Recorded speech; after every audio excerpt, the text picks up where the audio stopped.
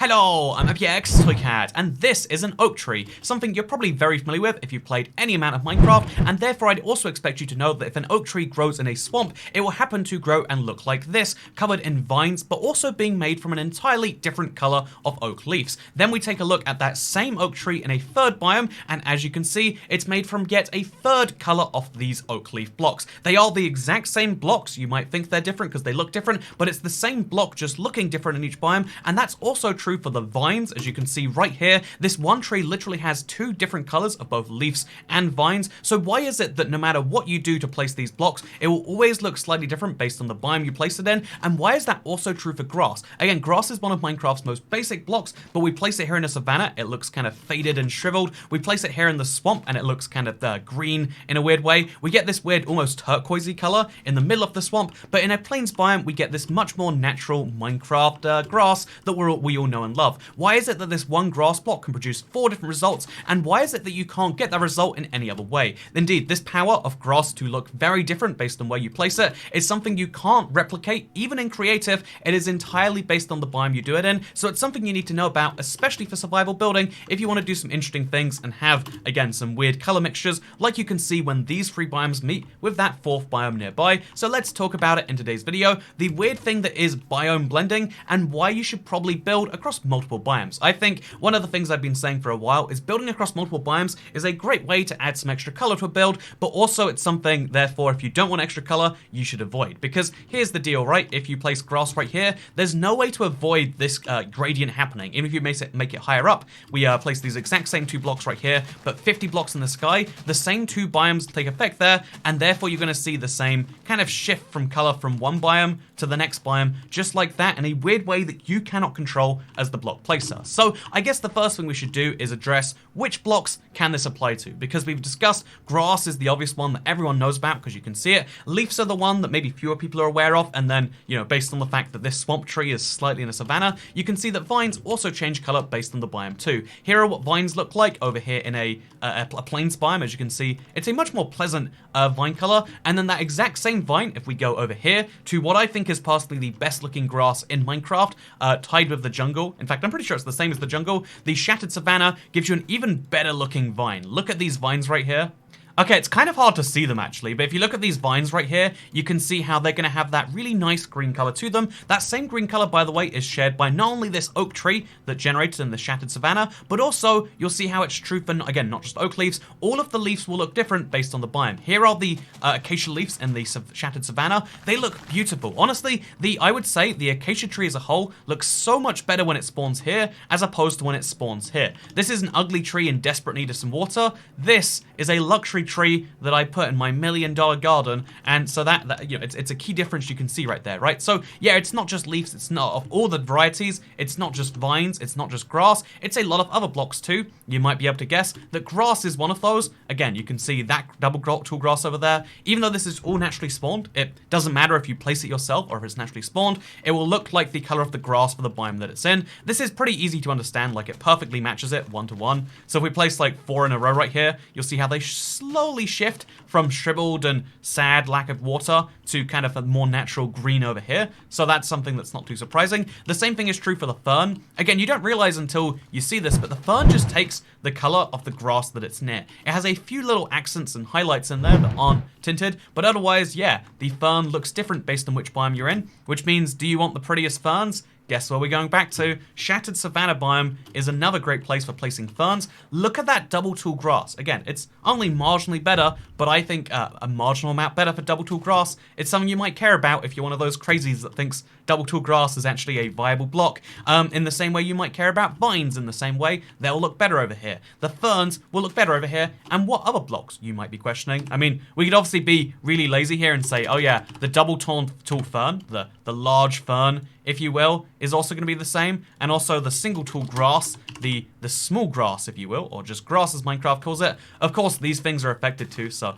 just so we can, you know, be very clear that, like, yep, large ferns, small grasses, all the grass sizes, all the fern sizes, but also the one that was most surprising, to me at least, was sugarcane. Again, it's something I remember they were adding to Bedrock because it's been on Java for a while. But the biome blending, or vice versa actually, I think that was. But the biome blending of sugarcane is in fact a thing. Sugarcane looks different based on the biome. This is some beautiful sugarcane that I'm used to because I planted all of my sugarcane in my insane sugarcane farm in a jungle. But I didn't really quite internalize it until I saw some sugarcane in a swamp. Just how ugly sugarcane can really look. Honestly, this video shouldn't be here to drag on sugarcane too much. But seriously, look at this sugarcane and you can understand like, oh, that's why some people aren't fan of the block. Look at the ugly colors you can get through the swamp right here. And also, by the way, the fact that it's not just a distinct color for each biome, there's also the various blends of when it goes from biome color to each other. Look how ugly most of this sugarcane looks. Seriously, it's no wonder. If you were trying to make a sugarcane farm in a swamp,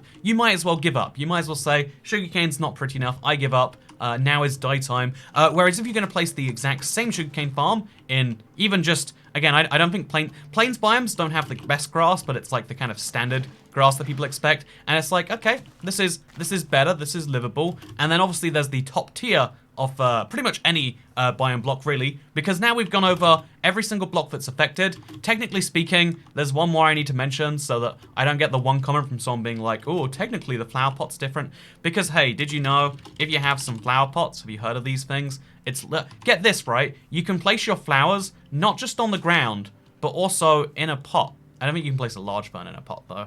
We have to get a small fern back out. Wow. This is so much effort. What is the point of this entire thing, I ask you? But we take this small fern and we place it in there, and the small fern in a flower pot looks different. Technically speaking, this isn't a fern block, this is a flower pot block modified with the fern data. And again, I would argue, is there any real difference? No, not to the end user. But technically speaking, we've now gone over all of the blocks. Now let's go over the key part of this, which is where should you be if you want to have the prettiest greenery, you want to make a beautiful garden because collecting all the flowers is fun. I can tell you that firsthand. Then where should you go with it? And I've got 2 biome recommendations. Obviously, I like the shattered savanna, but shattered savannas are in really short supply. Even if you burn down all these trees, even if you place grass everywhere around here, you're going to see really quickly how the shattered savanna runs out, as I can prove by making a giant platform in the sky right here. Seriously, look at this right here. You can see just how fast your shattered savanna grass is going to run out. It's all the way gone over there. It's almost started to go into swamp. Whereas up here, you can see that it's much more... you can see how it's not even a full 100 by 100 square. You get very limited area. So if you have a shattered savanna, it's great because it's already tall. However, I don't recommend it, although I do like the idea of making a giant square above it to make it a dark biome.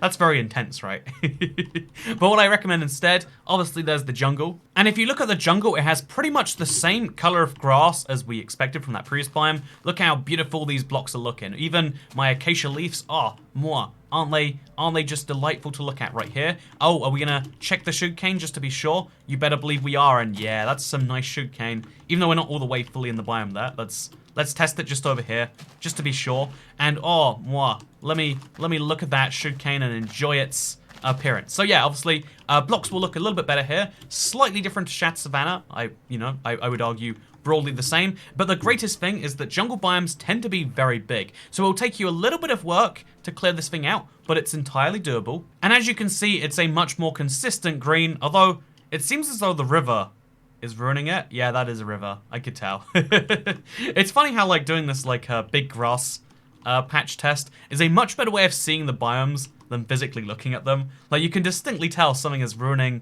the jungle right there. So finding a big patch where there's no rivers going through, that is something that's ideal. But there's one more thing that's just as ideal as any of this.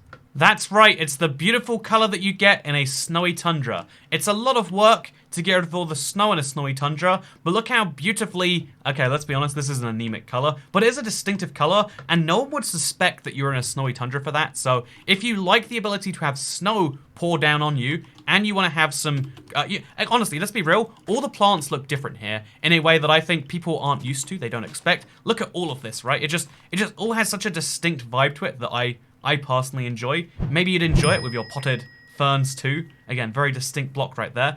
So yeah, if you want to have this kind of frosty color, and you love the fact that when it rains, it will snow in your biome, and so indeed that means that...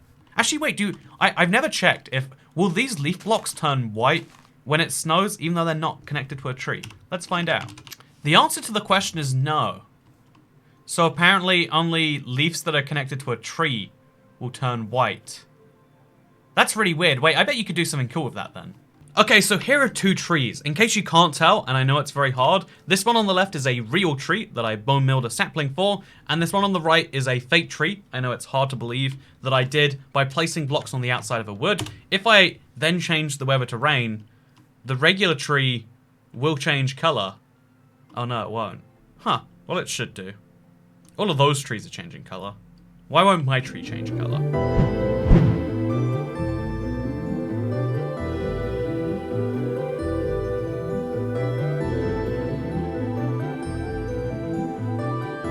Anyway, so yeah, I think there's a certain beauty to this too. And this biome is really great for that. Also great for polar bears, apparently. Oh, not anymore. Also, remember, if you don't like the snow, well, don't come to a snowy tundra biome. But you can do this really cool effect by making a giant roof. Where, like, look at that. It's snowing out there, but not in here. And it shouldn't be surprising that it doesn't snow where there's no roof. But honestly, these were just designed to be tests. But something about making a giant dirt platform in the sky is just so beyond intriguing to me. But speaking of things that are beyond intriguing, what's the best biome for you to place your biome-specific blocks in my opinion? You guessed it, probably, maybe. I probably even mentioned it earlier in this video. I don't know what I said. It is the mushroom biome. The mushroom biome gives you this beautiful green that, let's be honest, it's basically the same as the other greens we mentioned. However, it has the added benefit of no hostile mobs being able to spawn. Also, look how cool the shadow is from those big plains of grass in the sky. Honestly, the best bit about the height limit raising is you can place one of those at like 320 blocks and people aren't even going to see it. They're just going to spawn into darkness. Anyway, speaking of things that aren't darkness, like this village. Oh, this is such a cool shot of the village. Okay, stay on focus, Toycat. You had one topic for this video. You got to finish it. You got to tell people what biomes they should care about. Or we could poke holes in the ceiling and we could see where that leads us. Oh, isn't that nice? We can recreate our own spotlights, basically. If you take away all the light, you can give it back selectively to, like, draw people's attention to one spot. And that is pretty cool. Anyway, you know what else is pretty cool? Blocks on things and stuff. I like blocks and I like things. Wow, do you agree with me? So here is what a tree looks like over here. Oh, isn't that a beautiful tree? Looks like we're in a jungle. Oh, this is what grass looks like over here. Here are the ferns as well. Aren't those beautiful? Wow, I could place ferns everywhere, including in my flower pots. Did the flower pot overwrite the fern? You'd figure they could just, like, you know, put the fern in the flower pot that I'm placing there, but I guess not. Wow, I want to put all the ferns in flower pots, and saplings too. Oh, yeah, this is just too much for me to enjoy. But also, we could grow some sugarcane. Just place that down right there, and boom, boom, boom. And yeah, this is why the mushroom biome is objectively the best biome. And just in case you're like, well, it's actually the same as the other three and you get more jungle. Okay, here's my piece de la resistance, the final part of my argument as to why the mushroom biome is a great biome to come to if you want to plant a bunch of flowers anyway. And you know, everyone should plant a bunch of flowers. They make life more wonderful, some would say. And yeah, the great thing about it besides that is that water here, if you're playing Bedrock, if you're not playing Bedrock, have you considered giving it a try? Pretty fun version of Minecraft. Not as bad as you're mentally imagining based on the comment sections of some of my videos. But yeah, basically, the mushroom biome has this purple water that I think is just astounding to look at. I really enjoy it. Compare this to the blue water from this river. Ooh, boring blue water. Ooh, exciting purple water. It's mystical. It matches the biome. And yeah, what I recommend you do is just cover up the entire mushroom biome. You can leave it down there. No hostile mobs will spawn after all, because it's a mushroom biome. So you don't even have to worry about all the darkness you're creating. So come over here, make a giant dirt platform in the sky. Watch it become a giant giant grass platform in the sky. Cover it in nice grassy things and just enjoy the profits. That is my high quality pro tip with Toycat for the day. And if you want a seed to do it on, yeah, this whole thing has been an advertisement for a Seed Sunday that you should watch that I hope is linked in the description. And I hope that you enjoyed this video because I think building across multiple biomes is a great idea. It's something you can get benefits that you can't even get with creative command. Like I can't magically, you know, set block grass, okay, right here. And I can't pick the type of grass. There is just one grass block. And the only way you can change that is by either changing the biome or changing where you place the block so it's in a different biome. And I think that's beautiful personally. Maybe you agree, maybe you disagree. All I care about is that you had a good day today. Because if you do, don't forget to smash that subscribe. Just kidding. Have a fun one, please. Lord knows we need more of those, am I right? So yeah, thank you for watching, and I'll see you all next time. Goodbye.